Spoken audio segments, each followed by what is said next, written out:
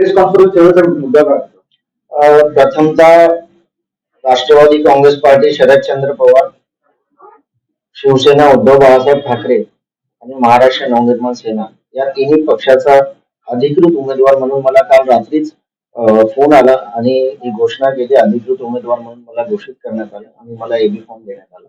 त्यामुळे मी press conference बोलवली आणि त्याचं मूळ कारण पण एक गोष्ट असेल की मी म्हणजे वॉर्ड क्रमांक 34 साठी फॉर्म भरला होता आणि वॉर्ड क्रमांक 48 साठी भरला होता. पण पक्षाने जी संधी आहे ती मला 48 क्रमांकाची दिली आहे आणि त्यासाठी मी आपल्या सर्वांसमोर हे इच्छा होती माझी की मी 48 क्रमांकामध्ये मला तिकीट घोषित झालेली आहे. त्याकरिता मी आपल्या सगळ्यांना बोलवलं. कुठल्या पार्टीमधून मिळाले तुम्हाला? राष्ट्रवादी काँग्रेस पार्टी शरदचंद्र पवार. म्हणजे तुम्हाला वाटत नाही 48 मध्ये काँग्रेसचा पूर्णपणे दबदबा असतो आणि त्यामुळे तुम्हाला मिळाले तर तुम्हाला काय वाटतं?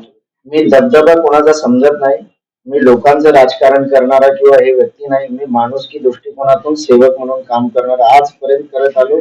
याच्या पुढेही करत आहे. माझे काका सुनील शिंदे गेल्या 30-35 वर्षापासून या मालवणी विभागामध्ये समस्या सोडवत आहेत आणि त्यांचाच वारसा मी पुढे घेऊन चालत आहे. आम्ही आजपर्यंत फक्त लढण्याची भूमिका घेतलेली आहे. या मालवणीमध्ये सगळ्यांनी ओळखलेलं आहे. काय विचारत काय करणार? मी सर्वात प्रथम या सगळ्यात मोठी समस्या हॉस्पिटलची असते. हॉस्पिटल किती नवीन उघडून चालत नाही. त्या हॉस्पिटलमध्ये जे डॉक्टर्स आहेत, ज्या नर्सेस आहेत, ज्या सुविधा आहेत त्या आहेत की नाही हे बघणे गरजेचं आहे. शताब्दी हॉस्पिटल कामगिरीला खूप मोठं आहे पण तिथं सुविधा व्यवस्थित नाही. आजही लोकांना KM हॉस्पिटल त्याच्यानंतर सायन हॉस्पिटल या ठिकाणी जावं लागतं.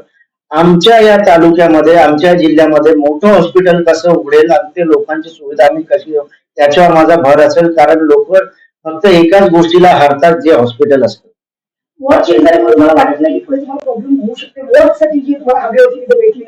हा वॉर्ड माझा लहानपणापासून बघितलेला वॉर्ड आहे. मी इथे खेळलोय, मोठा झालोय, तिथल्या लोकांबरोबर मोठा झालोय म्हणून मी व्यक्तिमत्व काय आहे त्यांना चांगलंच माहिती.